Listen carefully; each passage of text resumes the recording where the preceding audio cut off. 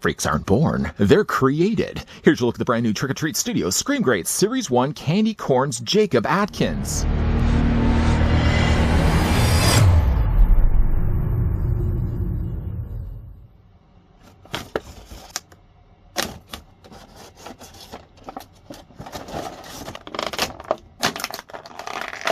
Trick or Treat Studios is proud to present the officially licensed candy corn Jacob Atkins action figure as part of their Scream Greats Series 1 collection. Scream Greats features iconic characters from some of your favorite cinematic masterpieces. Each highly detailed figure is 8 inches in scale and perfect for display in any collection. Oh sure, Halloween hazing may be fun for the bullies, but they'll find that there's a trick in store for them from the hands of Jacob Atkins. Before, of course, we get a closer look at the figure, let's grab the tape measure and see how tall he stands. I'd like to thank as well the folks over at Trick or Treat Studios that did provide this sample we could have a look at. Candy corn dates not as far back as some of the other Scream Greats we've already had a look at. In fact, the film originally came out in 2019, so it's really not that old. It's about 5 years ago. The figure, though, of Jacob Atkins stands at about 7 3/4 of an inch in height, or the figure is going to be about 19.5 centimeters tall. Speaking of Halloween treats, bringing in the 1978 Michael Myers and by far my favorite figure of the Scream Greats Wave 1. Not slouching, though. We also had a look at the 1980 Motel Hell Farmer Vincent, and we also just recently, in fact, looked at Candyman from Farewell to the Flesh. Omitted, you can already see that there's no Shorty, there's no Slim from Killer Clowns from Outer Space. Oh, they'll be coming back. Rest assured, they'll be coming back when we have a look at Fatso. Accessories for Atkins, the figure comes included with his trick-or-treating pail. I do like the look of the pail. I love the more dated look kind of to the pumpkin that he has and he carries around with him. They have decided, though, instead of actually giving it a plastic handle, but to give instead a rope. I like the idea of using real materials. My only worry with that is by the way they've tied the inside of this and by the fact that rope is just naturally something that's going to fray over time. I'm wondering, though, putting it into his hand frequently, if that isn't going to shred the rope more than what it's doing right now. I'm wondering in a case like this if they should have just instead used a plastic handle. Again, I appreciate the fact that they would have decided to use rope, but I think that just rope over time may start to, again, you can see already the loose threads that have just only developed by me putting it in his hand the only few times that I've done it. Inside, you can see there's no candy corn this time around. I don't know if I would necessarily be wanting to reach inside Jacob's pail here to grab any sweets. You won't be finding any, but a nicely detailed looking pail nonetheless. It does fit into his hand. He only has really one gripping hand to hold. One thing I'll say right out the gate, though, is Jacob Atkins is one of those figures, kind of like Farmer Vincent, that has a struggle to stand. And it has more to do with the way they've actually sculpted his feet. His feet aren't necessarily firmly flat planted onto whatever surface you got the figure displayed. I don't know if you can actually see this or not, but the figure only has one flat foot. The other foot has a slight arch in it, and it's just enough that it causes some instability issues when it comes to figure displaying. If you have him leaning forward just a little bit and you bring his arm a little bit further forward as well, it sort of does balance him better. I find in a way actually giving him the pail balances him even better. One thing I didn't want to do, though, is bring his arm up like this, kind of give him a more scarier pose, because that throws his weight off altogether, and then the figure's going to take a tumble. But what we'll do is we'll just take the pail, and we'll just very carefully take the rope and feed it in between his fingers. But, you know, again, just the few times that I've done this, just how much kind of threading has come loose from the rope. I really do feel like they could have used just plastic instead. But it just does fit in his hands. And again, you're just going to take the figure and put him on display like this. And again, obviously, you will want to bring his arm down. Yeah, he has a stabilizing, balancing issue. If you have him kind of just flat the way he is right now, I mean, without, like, I should say, with his arms down the way they are right now, he doesn't have too many of an issue. But bringing his arms up seems to be the big culprit. Now, obviously, you can use yourself a display stand. But just again, like putting it in his hand, it really is requiring a lot of balance on your part to get this guy to stand properly. I do really wish, though, in a case like this, instead of making him with his foot with a slight arch like this, I think making his feet flat completely would have been the better route. It would have been the better route to have gone when it comes to sculpting this figure. Just moving the pail just aside.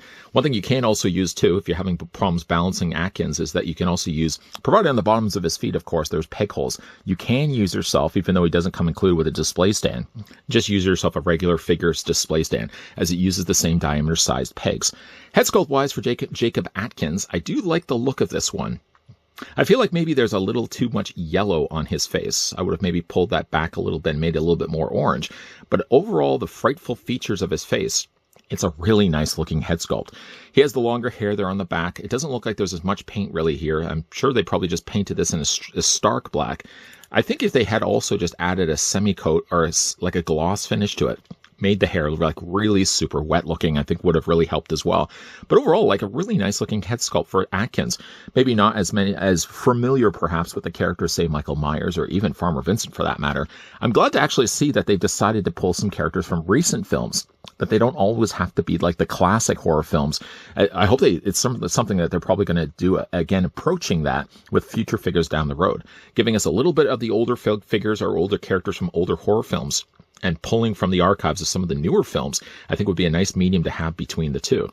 Now, outside of the garish looking face sculpt that he has, Atkins also has a very blood-soaked shirt. By the staining and the different color variations, it seems like there's some blood that's settled on his shirt, then has dried, then he's got some new blood settled on there as well. It's really nicely painted. He also has himself that carnival jacket that he wears. I noticed with the jacket, it's nicely painted where you sort of got the alternating colors of the darker brown and a sort of that lighter beige color that has some really nice additional mud splatter across the bottom of it, across the top of it. Speaking of the bottom, though, I did want to mention, though, that with the spikes on the bottom, or the way they've sort of tattered the bottom of his jacket, you do feel it, though, every single time, like I'm trying to pick up and move the figure around. These are a little on the not sharp side. You're not going to obviously be drawing blood. He's doing enough of that already. But you will notice that they're a little pointier on the bottom. But I do like the way they've kind of frayed the edges of his jacket. A really nice touch on their part. Like the jacket has some really nice soiling damage and just all the other things that would have fallen on his jacket as he's going on his revenging massacre. Nice coloring again on the front on the black there. They also has painted there too. And while it looks to be like the lower half of his legs, not only again are staction, but it also looks like there doesn't look to be any much in the way of paint, other than maybe just a little bit in the bottom cuffs by his feet. Now he doesn't have any articulation in his shoes that seems to be consistent with the rest of the Scream Great figures that we've looked at so far. So what he has at least though is he has a ball joint in his head and he has hinges in his shoulders. Let's all run through that right now.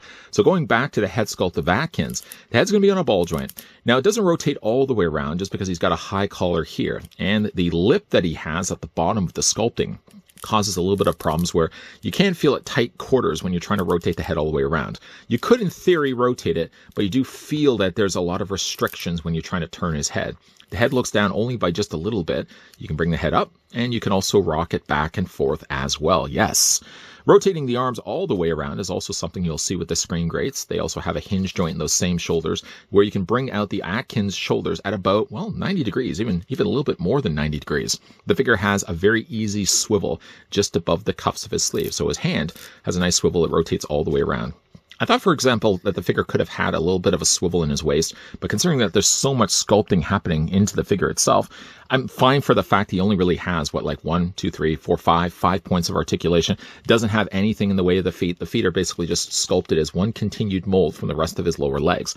Nice looking figure, though. And again, I'm loving the idea that they also decided not only just to pull the classics, and speaking again of some of those classics, let's bring back in Farmer Vincent.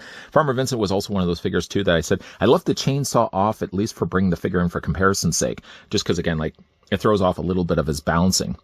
No bouncing at all was the original 1978 Michael Myers. He stood perfectly fine. And also the same could be said as well for the Farewell to the Flesh Candyman.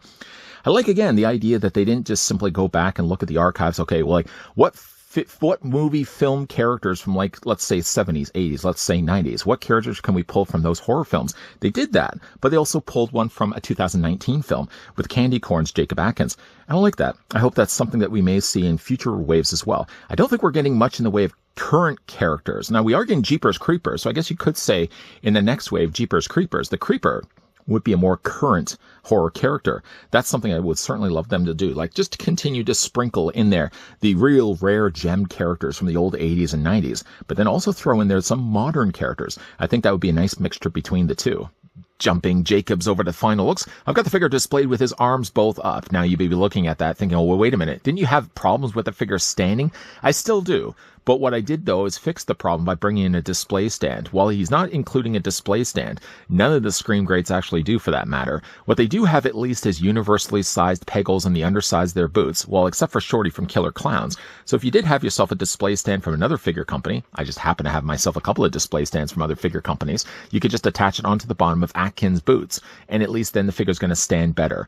I mean, without that, there's no real way that I'd be able to have his arms up like this. In a way, though, by adding the pail on the front of the figure, and if you have the arms kind of parallel to his body, it sort of does help to kind of pull the weight forward and help him to balance better. But if you try to bring his arms up, that's a big problem. And obviously, prior to hitting record, I could have easily just heated the boots still in hot water. I might just do that. I might just heat them in hot water, see if I can try to straighten out at least the lower legs or at least his feet. You can even see right there, there's one foot that's kind of curved inward. I'm going to see if I can fix that with a little bit of hot water. But I didn't want to alter the figure in any way from the way that the figure first comes out of the packaging. I've expressed my concerns. I'm going to fix my problems with just, again, a little bit of hot water and a little bit of time. What do you guys think of Atkins? Let me know down below in the comment section. Have you seen the original 2019 candy corn? And could you see yourselves picking up Jacob Atkins? Let me know down below in the comments section. The figure is currently available, by the way, over on Trick or Treat Studios' website for $34.99. I think it's the only, in fact, Scream Grades figure that is $34.99, with the only one exception to that was Candyman. Speaking of candy characters, Candyman was again $39.99, but this guy is available right now over on Trick or Treat Studios' website. And a big thank you to the folks over at Tots that did provide the sample of the 2019 Candy Corn's Jacob Atkins, so we can have a look at this review. If you are taking a tally, then you already know we've covered off the territory of everyone except for one last character from Killer Clowns, and that's going to be Fatso. His review will be right around the corner, and to ensure that you're not missing out on that review or any of the previous reviews that you've seen so far, if you haven't already done so, first of all, if you don't mind, if you like this video, I want to throw it a like. But further to that, if you guys did want to stick around for more, hit the subscribe button down below, sure. And please turn on the bell notification so you're going to get those reminders every single time a new video posts. And of course, yes, the review of Fatso is right around the corner. It'll be easy to see. He's fat after all. But yeah, his review is going to be coming, as well as a bunch of other things coming your way. So as always, thanks for watching. See you guys next time.